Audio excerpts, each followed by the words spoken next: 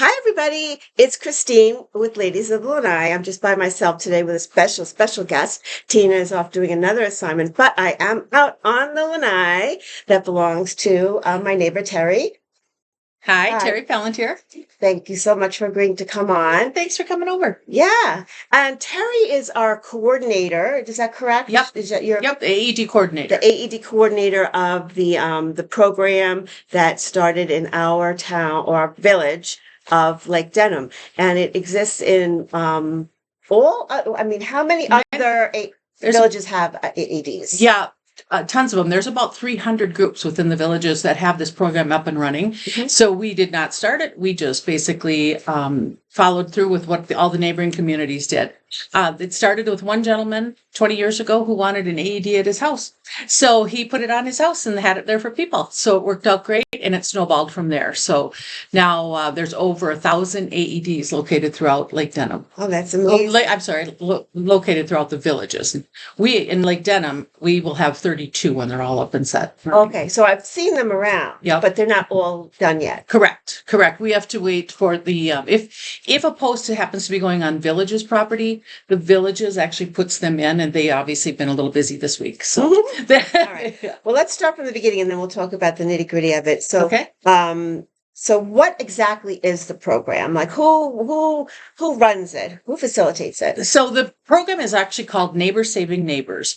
The fire department within the villages has a safety coordinator who actually the gentleman gives us guidance. We own the project. We own the machines. We maintain them. We have to monitor them. We have to do everything for them.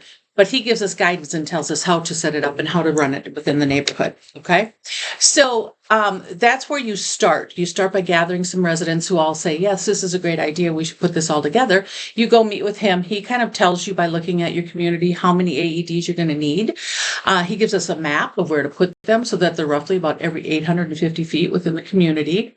They use one particular brand that they strongly encourage that we all use, which happens to be this brand right here, is the Zoll. And so that's what you're going to see around in our community, scattered throughout the community. All right, and so they tell you how many you need in your community. They give a suggestion. They gave us a suggestion of 30. Once we put them all kind of in logical spots, we felt like there was a couple spots that didn't seem quite covered, so we ended up going up to 32. Mm-hmm. And they kind of also tell you where they should be so that they're spaced apart. So they're properly spaced. So you can't say, I want one in my yard. You certainly can. If you wish to purchase one, I get a good price because I bought so many. So if somebody does, yep, you can certainly add on as many as we want. If you wanted one in your own yard, it's about $1,800. You can contact us, and we're happy to do that for you. Oh, how interesting! Yeah, okay. Yep, we even install them for free. I should clarify too, just what AED means. I'm surprised, but I forget that I was in the medical field, so I know what it means. But some people don't, and it's an automatic external defibrillator is what AED actually stands for, meaning the whole machine is actually automated. All you do is you power it on. It's really meant for any layperson to use it. You don't need to be medically trained. Any layperson can do the training to understand the machine because it's very, very simplified. If I take the top off, I'll even show you here a little bit. Where it has even the pictures. Once you turn it on, because somebody, you've been notified of a cardiac arrest, you go and it just shows you the pictures of every case. You've got a cardiac arrest situation going. What do you do first? First thing you do is so we are actually attached to the 911 facility. Mm-hmm. So you have an app on your phone. If they get a 911 call saying somebody is not breathing and they have no pulse, the minute that information is dispatched to the police and the fire rescue people, it's also sent to anybody within a half-mile radius. It pins you to where you are, where that call is coming from. So I'm over at your house, which is more than a half mile from me. I'll get pinged over in your neighborhood. They won't come here. They'll go to my neighborhood. Yes, exactly. So it's going to then show me a picture of where the closest AED is and where the person is that's in need. So as responders, and luckily we have about 80 plus people that have raised their hand to be responders. So we're in the process of training them all right now, which is phenomenal. But as a responder, then you're going to get that notification on your phone. You're going to run, grab a machine. You're going to go over to where the resident is. So 911 and AED both go into effect at the same time. Immediately. Yep. Okay. Yep. So whoever gets there first gets there first. And we're going to get there first. Yeah. Because we're right here in the neighborhood. And luckily, like I said, we have so many responders, and we have more responders than machines for a reason, because you might be out of town, Yeah. Yeah. So, I mean, along that lines, I know of people who were nurses in their career who said, gee, I would do it, but I don't want to be obligated to be a responder. Yeah. How does that work? So a lot of people are only here part-time. That's fine. You can be a responder for when you're here. Your phone will only ping if you're within a half-mile radius. If you're back home up in Maryland or wherever home is for you, it's not going to ping for a 911 call down here in the villages. But it'll ping on a bunch of people's. It'll ping on a bunch of people's phones. Yes. Now, that being said, the app actually is a nationwide app. So it could ping you, but you might be in Maryland and it'll show you where the AED is there. So then you make the choice if you want to go or not. All right. So now, before we get too deep into this, you have medical training already. So you're correct. I'm a retired nurse. I was a school nurse, took care of America's youth. Right. So yeah. And so being in a school setting, I had to be trained every 2 years. So in AED? In AED and CPR. As well as CPR. Yep. As well as CPR. Yep. All right. And did we cover why do we need an AED specifically? Because of the timing. Because every minute that goes by where somebody is not breathing and their heart isn't working, they decrease the chance of us being able to bring them back. So the survival rate continues to drop. When you call 911, you're at the mercy of maybe that ambulance is already on another call. You're at the mercy of the fact that they've got to drive here. We're quite a ways from the current fire station right now. There will be one being built in the future that'll be closer, but it's not here yet. So the average time, if you ask the fire department, I think their total average is 5 to 8 minutes is what they say. But with this, by having the AEDs within the community, it's 92 seconds that is the average time to get to somebody's house. Wow. So it's phenomenal. So amazing. The faster we can get there, the faster we can get this pad on there, the faster, hopefully we can save more people. Just depends on the whole situation, but you want to give people a fighting chance. Yes. And we do have them at the rec centers. Correct. However, there's a caveat with that. Yes. I mean, it has to be done by the rec center personnel, and if they're closed. And if they're closed, so it's only from 6 a.m. or so till 9 or 9 o'clock. That's if you're at the pool or that's if something you're at the like pool that. Or the pickleball courts or something like that. So then they will come out, and I do know of 2 very positive stories where 2 people are still alive today because of AEDs being used on them. One at Franklin and one at Gazelle. Oh wow! So yeah. Wow, so it was very effective. So good to hear. Mm-hmm. So exactly does it work? Like, what does it do? So it's got a pad that you lay on the person's chest. You turn the button on, and it's very loud. If I turn it on, it gets loud, but it kind of cycles through, and it lets you know the machine is up and running. It puts the pad on. So it's saying, stay calm. Are they okay? Like I said, it walks you right through everything. What you should do in what order. You should do. Mm-hmm. So now it's asking us to put the pads on the chest. We're not going to obviously do that because the replacement pads are $200. So we won't do that. But they are just one pad, and in the training course that we do on it, you actually get to physically see, feel, and touch the pads. You get to put it on Rescue Annie. You get to put it, on the person. After you've done all those things and it's on the person, then it's going to just say analyzing. It tells you everything you need to do. Doesn't do anything. It analyzes. It's analyzing the situation. And then it'll say shock advised or no shock advised. Oh. If somebody passed away in their sleep and 911 wasn't called for 3 hours later, it's too late. You still have to have an electrical current in your heart in order for this to work, in order to get you to restart the heart. So the machine does it all for you, though. The machine will not shock you if it doesn't need a shock. You can't. It's basically foolproof. You can't screw it up. You put it on the person, and the machine will say shock advised, stand clear, or shock not advised. And that just means, sadly, that it is too late. It means it's too late. It's too late. It says not advised.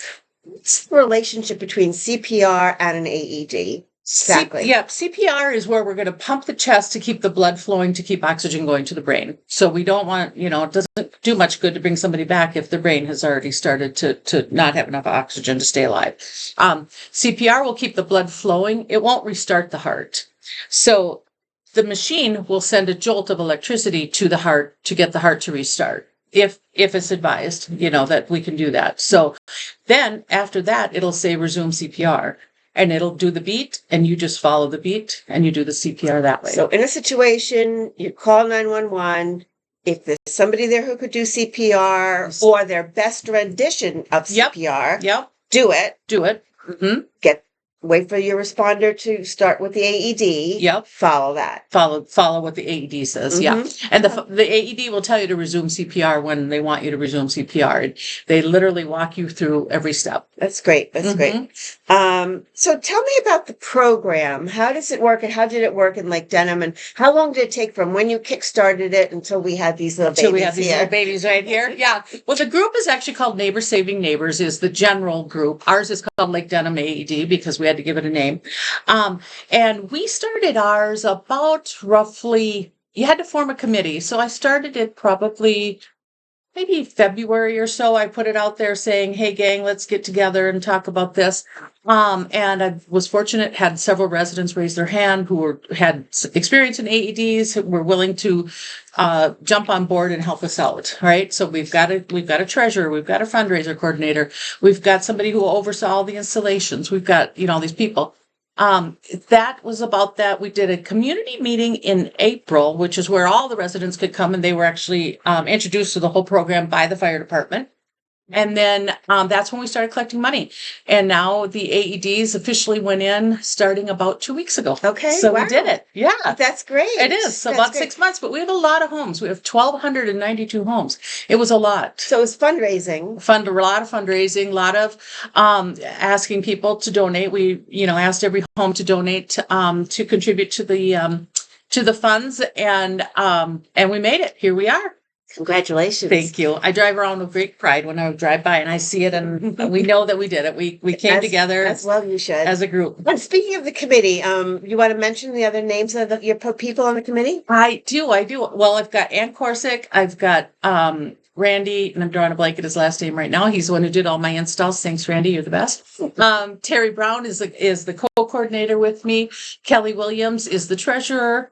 And then our newest member, we have a new member, and is Terri Pelant, I think is how I say her last name. Oh, so 3 Terrys. So there's 3 Terrys in the group. Yes. Gets a little confused. And 2 Terri P's.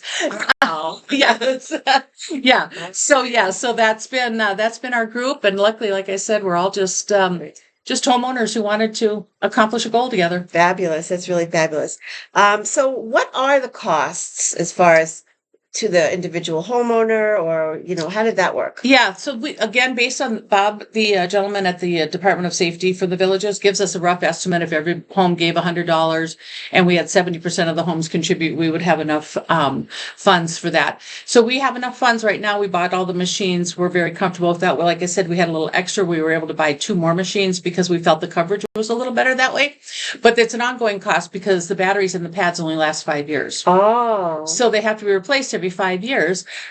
Also, if they get used, we have to replace them. The pads themselves cost $200 to replace, and the batteries cost $100. Wow! So that's over $10,000. Money going. You need to keep money going. Do you have plans to do maybe a fundraiser every year to keep the program going, or something like that? Or we haven't gotten to that point yet because right now we're comfortable and happy that we have the money to go forward. Yeah, you're probably taking a deep breath. Yes. We did it. We're here. Yeah. And then we get a hurricane and we have to go protect our machines, and and then we have to go put them back. So tell us about that. So you just put them in. And then we had these hurricanes. Yeah. So what had to happen? We actually piggybacked off of Newell and DeLuna. They put out big posts saying it's not safe for the machines, and they're not. You can see this machine. It's not a fireproof or a waterproof machine.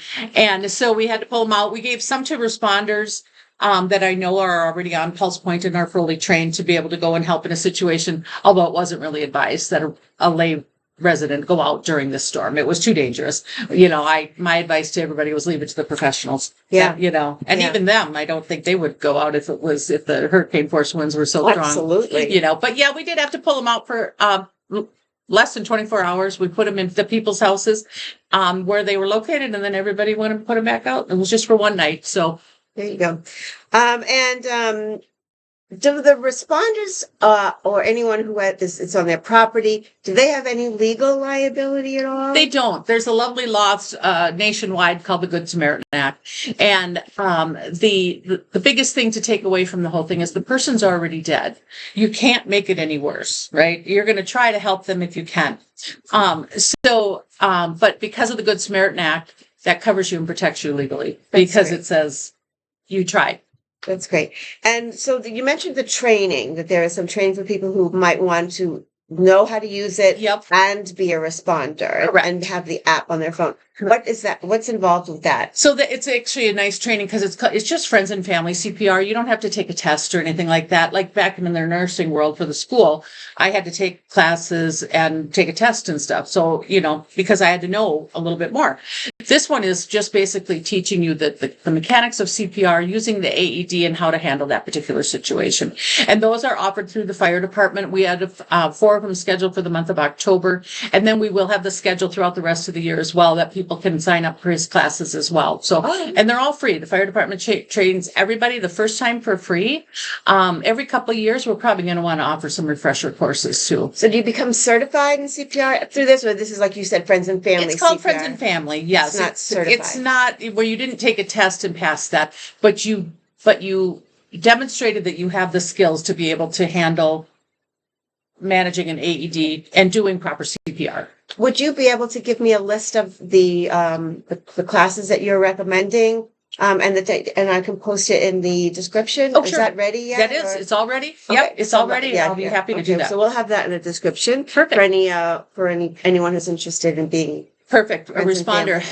Just to clarify that there's 2 different trainings. There's the CPR training and AED training, but then there's also pulse point training, which is the training that the county provides to get your phone set up so that you get pinged in the case of emergency. It's a separate training, but it's a very important training because otherwise you're not going to know. So we need 2 trainings. Yeah, you need 2 trainings. And the other one they offer every single Monday for an hour and a half, and you just go up to the Sumter Emergency building and they walk you through it. But before you leave, they run a test on your phone so you know your phone is properly set up, because that's the most important thing. What if you got home? I could show somebody how to download it, but I don't know if their phone's set up to the proper setting, and so. Right.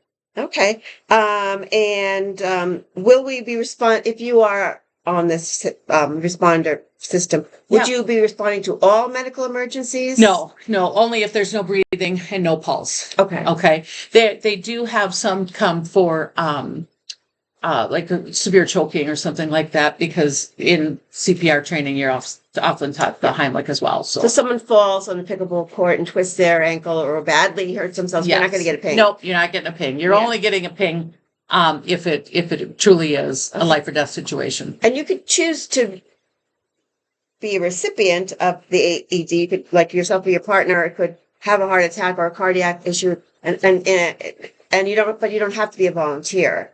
Correct. Yeah. Just be a resident. Of anywhere, really. A guest. Guest. If grandma comes to visit, I'll certainly come there and try to help grandma out. Yep. Your kid falls in the pool. God forbid. Yep. Well, we don't have pediatric pads, but these size kind of works. For our most people. Most people. Not the intended demographic. Correct. At least. Yes. Exactly. Great. All right. So if you're new to Lake Denham or you've been here and you haven't heard about it, can you still contribute to help with those ongoing costs? Yes, please. We will take all donations still coming in, because of the fact that we said how expensive these are. It's $10,000 every 5 years to replace these and keep them current. And that is providing that nothing gets damaged or broken, or then if we use one, we have to replace that. That's another $200 each time we have to use one. Hopefully that won't happen often. I have a great idea. I'm doing an event this Friday. I don't know if this is going to get up in time for it, but at my event, if I wanted to have a box, if you want to contribute for ongoing costs of the AED, I could have that at my event, and I can turn those funds over to you. You certainly can. We have a lot of really, vibrant event planners there that they could just keep doing that too, real easy, right? Right. And one of the golf leagues, they did some baskets and they did we've done a couple of 50-50s. People like to gamble here in Lake Denham. So if you do a little 50-50, anything, that you want to assign towards the AED fund. We thank you and we appreciate you all. All right. So we'll put all this information down below as how to contact you. Yep. But meanwhile, if you just want to say, is there a specific way for people to contact you if they want any more information? I don't know. What would be the best? Would it be like email or phone or? Probably. Yeah, probably my email is probably the best. Okay. We do have an email for Lake Denham, AED.com. Okay. Oh, Lake Denham AED.com. Yep. Okay, great. Yep. And if you're in any of the new communities that are yet to be built here, this video is a great way to get all your questions answered. Correct. And I think it's a wonderful, wonderful thing that you've done. Thank you. It took a lot of work. I know that, it takes a village. It does. It took a village, but we're here and we just are so happy and hopefully we don't ever need to use these, Right. but if we do, we're very, very happy and very fortunate that we have these in our community. Very grateful. Yeah, Very grateful. yeah. Well, thanks so much. Thanks for coming on. Yeah. Thanks for having me. I appreciate it. Okay. All right. Take care. Thanks. Bye. Bye.